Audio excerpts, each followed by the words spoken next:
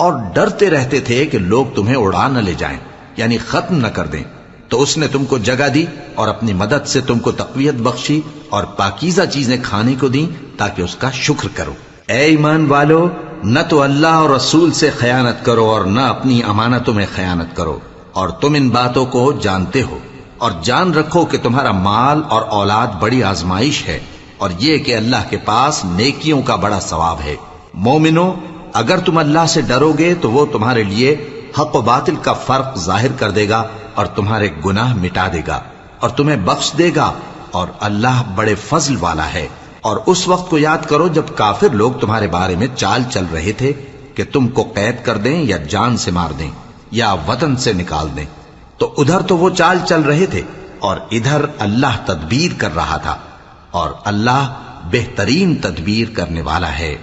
اور جب ان کو ہماری آیتیں پڑھ کر سنائی جاتی ہیں تو کہتے ہیں یہ کلام ہم نے سن لیا ہے، اگر ہم چاہیں تو اسی طرح کا کلام ہم بھی کہہ دیں، اور یہ ہے ہی کیا، صرف اگلے لوگوں کی حکایتیں ہیں۔ اور جب انہوں نے کہا کہ اے اللہ،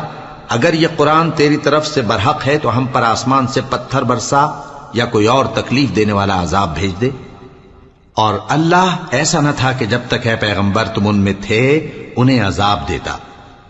اور نہ ایسا ہے کہ وہ تو بخشش مانگیں اور اللہ انہیں عذاب دے۔ اور اب ان کے لیے کون سی وجہ ہے کہ وہ انہیں عذاب نہ دے، جبکہ وہ مسجد حرام میں نماز پڑھنے سے روکتے ہیں، جبکہ وہ اس مسجد کے متولی بھی نہیں ہیں۔ اس کے متولی تو صرف پرہیزگار ہیں، لیکن ان میں کے اکثر نہیں جانتے۔ اور ان لوگوں کی نماز خانہ کعبہ کے پاس سیٹیاں اور تالیاں بجانے کے سوا کچھ نہ تھی،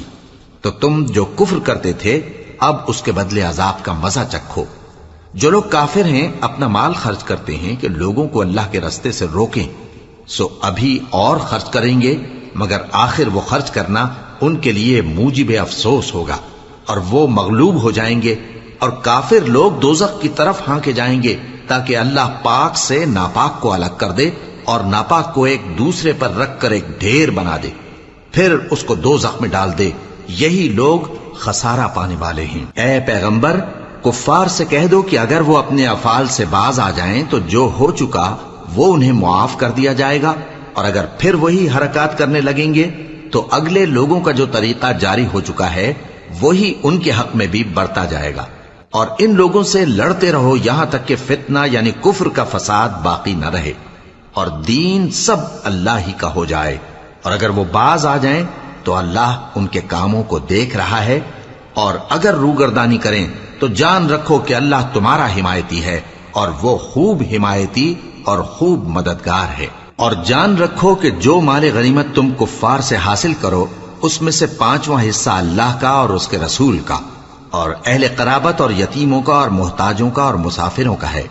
اگر تم اللہ پر اور اس نصرت پر ایمان رکھتے ہو جو حق و باطل میں فرق کرنے کے دن یعنی جنگ بدر میں،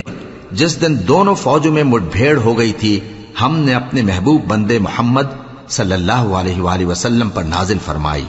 اور اللہ ہر چیز پر قادر ہے۔ جس وقت تم مدینے سے قریب کے ناکے پر تھے اور کافر دور کے ناکے پر، اور قافلہ تم سے نیچے اتر گیا تھا، اور اگر تم جنگ کے لیے آپس میں قرارداد کر لیتے تو وقت معین پر جمع ہونے میں تقدیم و تاخیر ہو جاتی، لیکن اللہ کو منظور تھا کہ جو کام ہو کر رہنے والا تھا اسے کر ہی ڈالے، تاکہ جو مرے بصیرت پر یعنی یقین جان کر مرے، اور جو جیتا رہے وہ بھی بصیرت پر یعنی حق پہچان کر جیتا رہے۔ اور کچھ شک نہیں کہ اللہ سنتا ہے، جانتا ہے۔ اس وقت اللہ نے تمہیں خواب میں کافروں کو تھوڑی تعداد میں دکھایا تھا، اور اگر بہت کر کے دکھاتا تو تم لوگ جی چھوڑ دیتے اور جو کام درپیش تھا اس میں جھگڑنے لگتے، لیکن اللہ نے تمہیں اس سے بچا لیا، بے شک وہ سینوں کی باتوں تک سے واقف ہے۔ اور اس وقت جب تم ایک دوسرے کے مقابل ہوئے تو کافروں کو تمہاری نظروں میں تھوڑا کر کے دکھاتا تھا اور تم کو ان کی نگاہوں میں تھوڑا کر کے دکھاتا تھا، تاکہ اللہ کو جو کام کرنا منظور تھا اسے کر ڈالے، اور سب کاموں کا رجوع اللہ ہی کی طرف ہے۔ مومنو، جب کفار کی کسی جماعت سے تمہارا مقابلہ ہو تو ثابت قدم رہو اور اللہ کو بہت بہت یاد کرو تاکہ مراد حاصل کر لو، اور اللہ اور اس کے رسول کے حکم پر چلو، اور آپس میں جھگڑا نہ کرنا کہ ایسا کرو گے تو تم بزدل ہو جاؤ گے اور تمہاری ہوا اکھڑ جائے گی، اور صبر سے کام لو کہ اللہ صبر کرنے والوں کا مددگار ہے۔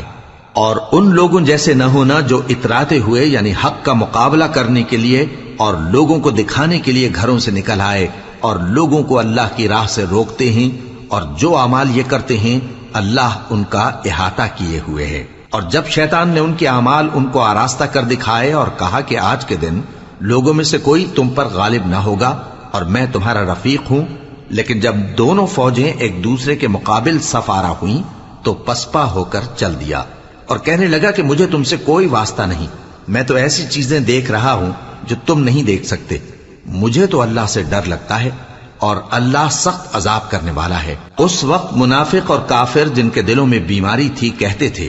کہ ان لوگوں کو ان کے دین نے مغرور کر رکھا ہے، اور جو شخص اللہ پر بھروسہ رکھتا ہے تو اللہ غالب ہے، حکمت والا ہے۔ اور کاش تم اس وقت کی کیفیت دیکھو جب فرشتے کافروں کی جانیں نکالتے ہیں کہ ان کے چہروں اور